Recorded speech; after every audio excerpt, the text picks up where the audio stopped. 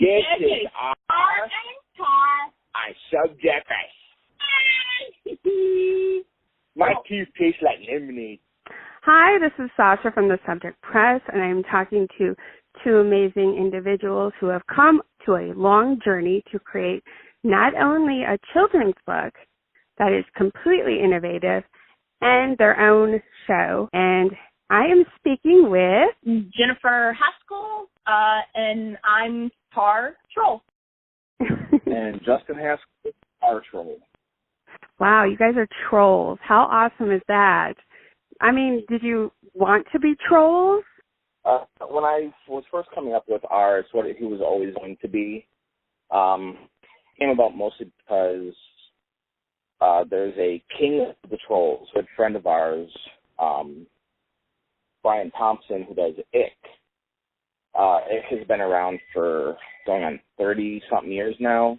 Yeah. And I worked with Brian real closely on developing Arr, making sure that it fit what he had started with the troll community so that it wasn't going to have a negative impact on what he had built over the 30 years of his career.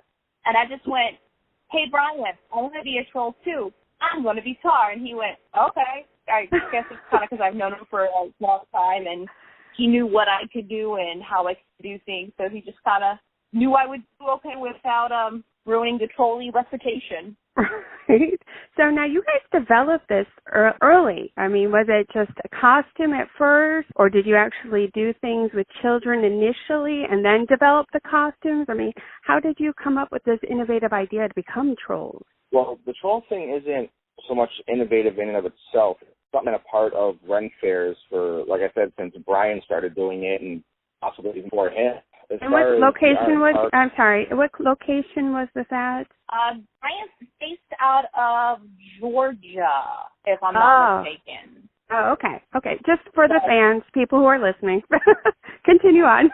But then as for Arr and Tarr, we've worked with kids since basically day one. Wow. With each other, with various groups and whatnot. But as far as what Arr and Tarr started as, it was always going to be a kid-friendly performance act, mostly done through improv. So once the character concepts were done, it was just, costumes isn't that big of a deal. It's so long as you have clothes in the look, you're fine.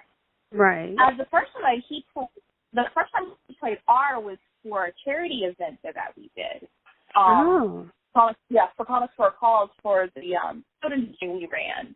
He came up with the concept, and I had, 2 months, to come up with a costume, which started with hat make a wig, which I had no idea to make uniform wigs at the time, because I make all of his wigs. And I sewed yarn to a knit cap. No.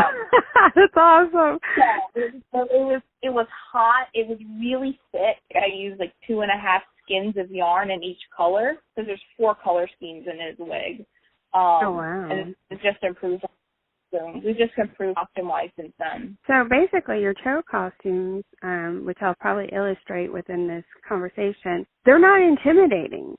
I mean, the kids probably really approach them in an excitable manner. It's very much kid-friendly. We've incorporated sensory bits for it, like texture and bright colors. And I know my stuff, I'm incorporating Braille, like Tarr Loves You, and Arr and Tarr, so that children that read Braille can run their fingers along to my pocket and have the Braille text.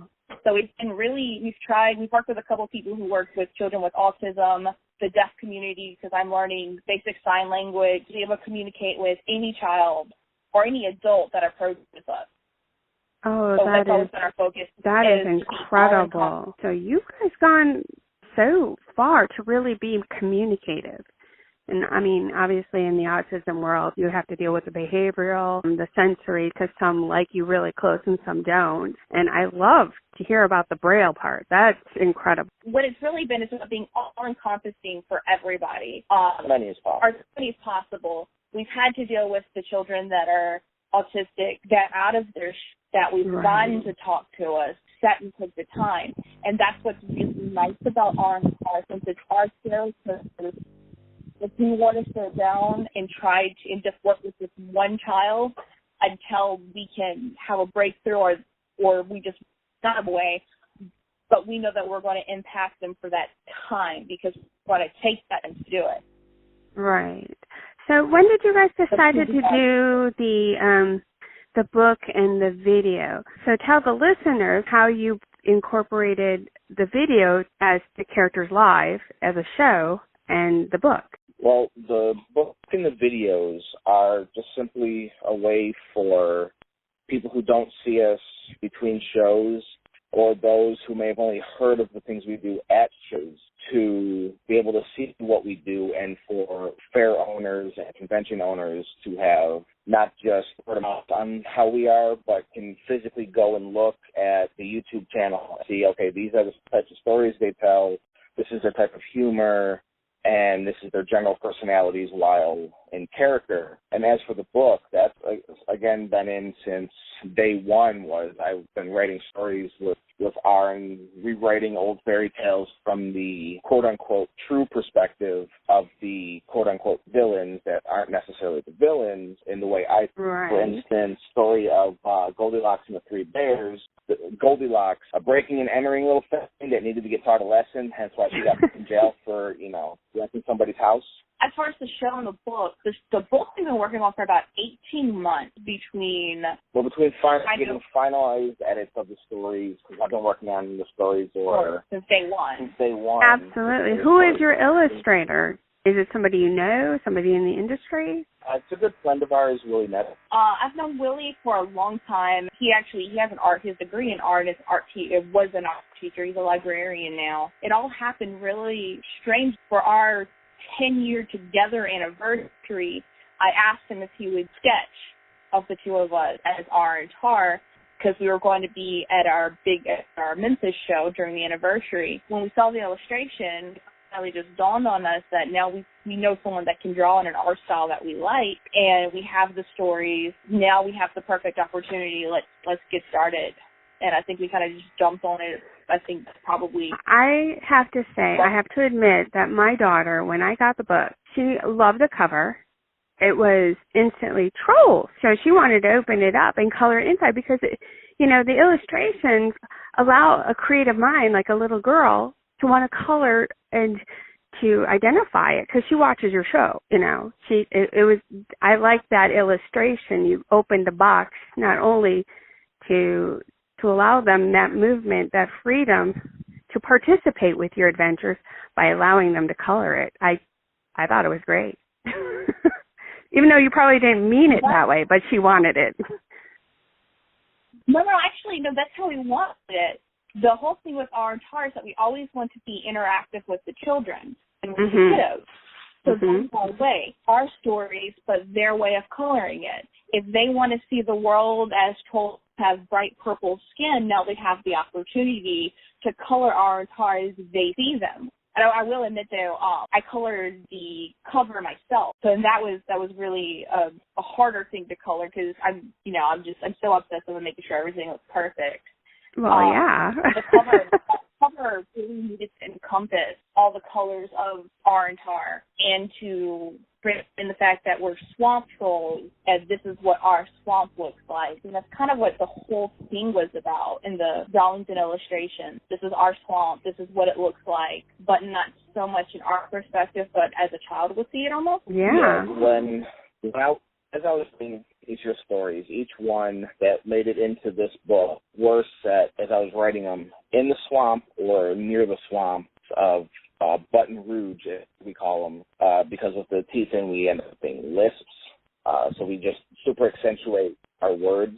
So it comes out button instead of batten, and then rouge, R-O-O-J, instead of rouge, French for red. And when we were doing the book and all that, it was always going to be a story/coloring book because I wanted the children to be able to take it instead of just having stories that are read to them or that they eventually learn to read them. So they have the stories to read or be read to them, but then they make the book their own by being able to color in pages how they see the stories in their mind. I cannot wait for you guys to do an audio. Back then I used to have the Scooby-Doo thing, and they have that audio record thing, but to have you guys in character reading the particular books and stuff would be great if you ever do that. Well, that's the beautiful part about our YouTube show is most of the stories in the book is the YouTube series itself. When, you know, there's only so many stories we have at the moment, at the current moment. We're working on getting more and more and more. Now, who produces it? Do you guys do it together? Yeah, it's just me. It's just the two of us. $0 budget, just our camera equipment and more or less our backyard and whatever other spaces we can find to shoot it Mad Max guerrilla style. Right. I film for him. He films for me. He edits everything. I edit everything. I make sure sound is good. If we can't, if my stuff isn't finished by a weekend, I normally have to wake up super hella early to go outside and film something quick in the morning and then hurry up and edit it before release, which is not I know those days. Trust me, I know those days. I do. That's awesome. I have to give you props. Are you guys looking to have somebody, like a benefactor, donations? Are you accepting that? Do you have a Patreon? We have the Patreon, patreon.com/Arr and Tarr. We have 2 tiers of donation, $1 and $5, because we're not trying to, make this like an immediate, you spend X amount of money, we're going to send you this, that, the other, because quite frankly, we don't have a budget. Right. What we do have is a $1 and a $5 tier. Both tiers give you access to our videos 1 week early, to access to bloopers, behind the scenes photos, blog, some special sponsored vlogs when I do them, monthly updates. And you also do Facebook. Now, yes, I think you guys are doing such an adventure, and I really am so proud to hear about this. And is there more you want from this? Do you want to go further? Do you want your own TV show? I mean, where does your goals with all this? My goal has always been the same, and if it grows, if Arr and Tarr grows beyond what I wanted for it, that's great. But for me, it's always been to continue working with the kids, however that may happen to turn out. Whether it's, just staying with the small amount of shows and that we do now, where it's not financial for us, which is fine. It's never been about making money for me personally. But should down the road we do get a fan base like that is willing to support us, or we do have a company or something approach us and it's like a good fit for Arr and Tarr, then, that's so your door is open for possibilities. Yes. Yeah, I don't close any doors for possibilities for taking this to reach as many kids as possible. We only saw, or at least I think we both kind of agree, as a Mr. Rogers meets Reading Rainbow type deal, where we dive into, these are the animals, this is a story, this is science, this is healthy, breaking everything down to where a child can understand it. It's definitely something for me, watching some of your stuff, it's very uplifting. I just feel like sometimes I just go, and I love your personalities, and Tarr is just it's another day. It's just and it makes me giggle, it makes me feel like I want to regress and I want to be a kid just to engage with you. I like that personality. And that's really how I am, because let's just be honest, I am severely ADHD. The whole, when I'm like, oh, wow. So you can relate. Yeah. I'm like, hi, this is Arr. I'm like, wait a minute, that's actually a legitimate me messing up. And in that moment, I correct myself by going, wait, no, I'm Tarr. Tarr, Tarr. That's legit me messing up. Right. And that's how I actually am on the lane for working with people, is I call myself Arr all the time, and it's become a running gag. It's all acting, it's not like I do it on purpose, but how we are in our characters, or at least for me, it's kind of an exaggeration of my personality already. Tarr and Arr are both married, right?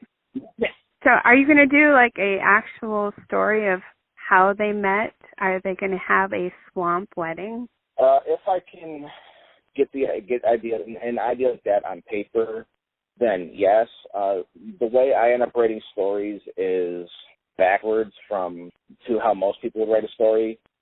For me, I start with a very simple concept. Most times it's just a single word, crows or pirate or wizard or dragon or whatever it may be. And once something like that clicks in my brain, it just flows out. And if it's good enough for a child to understand and it doesn't like immediately bore me after I reread it, then it goes into my personal performance book, which is called the Archive. Touche. The Archive. I love it. One of our other performance friends came up with one day when I put out a call. After we got the book. Right after we got the book, I put out a call and said, hey, I got a new book. It needs to be named. And he goes, we'll just call it the Archive. And I'm like, done. And I kind of have the same writing style.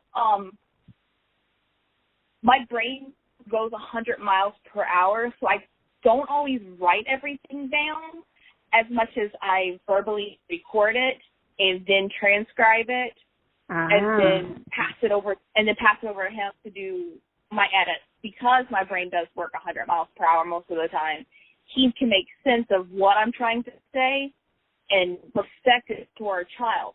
And then we rotate the stories between each other to kind of do the small edits. Well, why don't you change it like this? A kid might not like that wording or might not understand it. So we'll work on it. Yeah, we try to get that flow that's not treating kids or pandering to them or talking down to them or doing the baby thing. Treating them like, just small versions of ourselves who are able to understand concepts that are being presented to them without it being dumbed down. Gotcha. So still have it being and funny for them. I was going to say, then the other goal is to make it funny and engaging to the parent who has to sit there with the child and listen to the story. So this is why I don't dumb it down. Yeah. Which is why we don't, because then you have like the twist, like Arr and the dragon. You realize that the dragon isn't a dragon as much as it's an alligator because it's in the swamp. So you have the little twist like that, or you have the twist in murder. Where at first glance, adults might get a little taken aback because it's a story in a kid's book called Murder, but it's about a murder of crows, which is gathering of crows. A child, about a murder of crows. Or you get the twist ending of the most intimidating thing in the entire white swamp is this little bitty squirrel that lives in Tar's crown. Just try to be as competitive as possible. Like, my son who's autistic, and he repeated R's name for an hour. So it's R, R, R, because he has to repeat it. But then he would put in very slow. And I'm like, oh, my God, I think I know R's name a lot. That was pretty funny. Well, to us, knowing that there are children out there that are autistic, that are deaf, that are blind, that are included in our performance world, makes our personal world a little better. Like you said, it's not really about money. It's not really about becoming famous. It's about touching and making the world better for all the children, no matter who they are, their physical disabilities, their mental disabilities. It's about them, for one, getting to be the normal. Not that they aren't normal, but getting to be like everyone else, feeling like everyone else, making sure that everyone... Having that inclusion that, can sometimes be overlooked when, you have, for lack of a better word, a disability. Right. Right. For me, what I get from my two children who interact with your book and your videos is that they do have long days at school. They do have the repetitive lessons, especially my son, who has to do a lot of behavioral. But it's nice to come home and just have something to laugh with. You know what I mean? Just a break from the repetitiveness and the expectation, and just engage with characters who just want to make you laugh and go on an adventure. And I think that's incredible. But you do it in such a fashion that it is a healthy behavior, one that's at their level. So I really applaud you for that. Like I said, we've worked really hard and really close with certain friends that are teachers. I have a background in preschool teaching. I have a background with working with children with disabilities in the deaf community. So we've tapped into every source that we could when creating not only Arr and Tarr, but the book and the show itself. The props that we use. Everything has a reason, a rhyme, a texture can be cut so that we do matter what, we can keep that particular inclusion. We show, I have some friends that we show random things through, hey, how is this story? What can we improve? Or, hey, I'm making this costume piece. What can I do to make sure? So we've worked really hard to try our best within our physical capabilities to make sure that children like your son, as inclusive as possible, so that we try to make sure that when we are dealing with we call them the little people. Yes, the little people. We will kneel down or hunch down as much as we physically can to make sure that they're not having to look up at us. We are down on their level. Which is a good thing. I'll sit on the ground. I'll sit on the ground the entire time. We have to wash our costumes so much just because if it's a muddy day, I'll sit in the mud. If it's a dusty, dirty day, I've sat and rolled a rock with the kid like 15 minutes straight. Yep. And it was, this child, he had a brain tumor and it was removed and he hadn't spoken many words. Well, I sat and played with a rock for him for 15 minutes. He gives me a hug and says, I love you, which his parents are crying. They tell me the story. They haven't heard his voice in months. I start crying. They're crying. The kid really doesn't know what's going on, why everyone's crying. I just want to roll a rock with the troll still. But that's the kind of impact that we want in the world. Absolutely. Absolutely. So are you guys collaborating with anybody else in character-wise? Is it just going to always be you guys? No, it's not always going to be Arr and Tarr. Right now, we do have some segments we just filmed for Season 2, because Season 1 wrapped a couple of weeks ago. We have Season 2 stuff. We started filming Season 2 stuff. We have a new, I guess you can call it cast member. Character name is Jane Eckerd. She is the apothecary that the trolls go to when we have problems.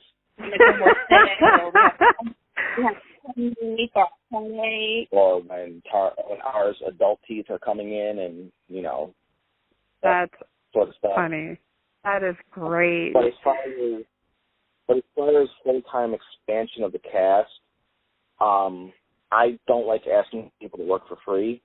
Yeah. And we can't afford, to collect a paycheck ourselves, let alone pay someone else to put in the time on the costumes and the makeup and all that, and then sit in front of the camera for however long each week. Again, if somebody approaches you and says they want to donate their time and costumes without any expectations, you're open to hearing it out. And if they did, how can people contact you best? Is it through Facebook? Should they go to your Facebook, or should they go to your Patreon, or do you have a specific email where people can reach out? And they can go to either of those. We do have an email. It's arrandtartroll@gmail.com. All three of those are viable. On our Facebook, we do have your phone number on there. It's Jen's number to link directly to her, so if someone try to call and doesn't answer right away, it's just probably an unknown number, but we will get back to them as soon as possible that way. But emails and messages through Facebook and Patreon are really the easiest. I get those immediately, and I respond normally within an hour or less, depending on how my day is going. Oh, okay. That's great. Now, last question. Is there anything else you want to add?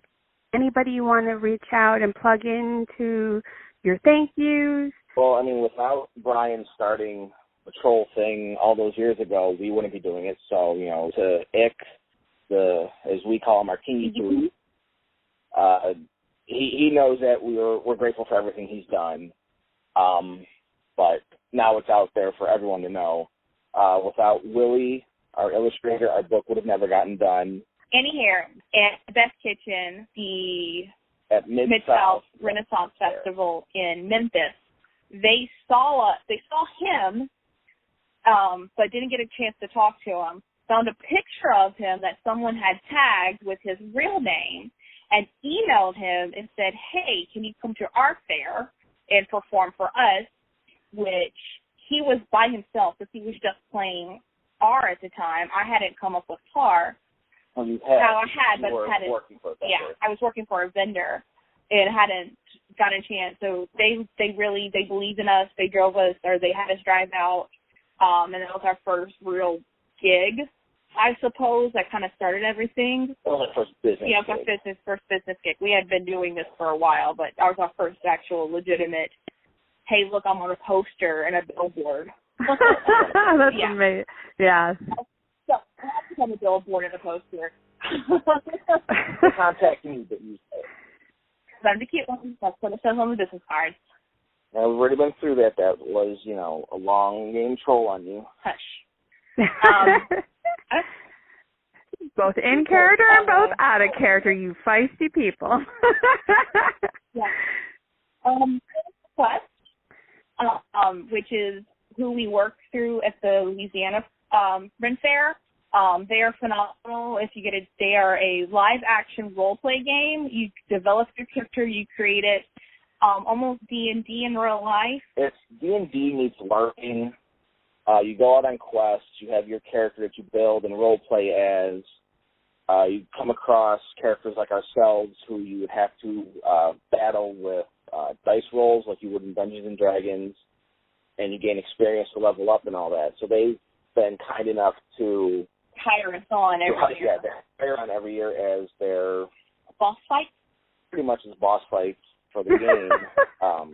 We're the bad guy. They get to play a bad guy. But it's not off days, One day you're not nice, the other day you are. I get that. There's a storyline in there developed into the game on why we're not good anymore. And every year it plays out with, I rewrite it to change it out a little so that it's new for the game because it's every returning players. Oh, okay. I was going to guess a warlock controlled you to be their guard dog or something, I figured that one. Aside from the other shout-outs, the Blue Bonnet Nature Swamp in Baton Rouge. Their staff lets us go out there, perform. They are some of our biggest supporters. It's an amazing place. It's a swamp in the middle of the city. You just can't get any better than that. No, you can't. That's the swamp that Arr and Tarr from. call home. Nice.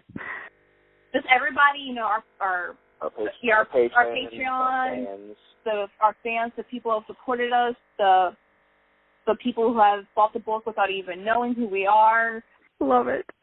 Well, if anybody wants to come down and see Arr and Tarr, go to their swamp, go to their YouTube, their Twitter, and their Facebook, and you will find trolls.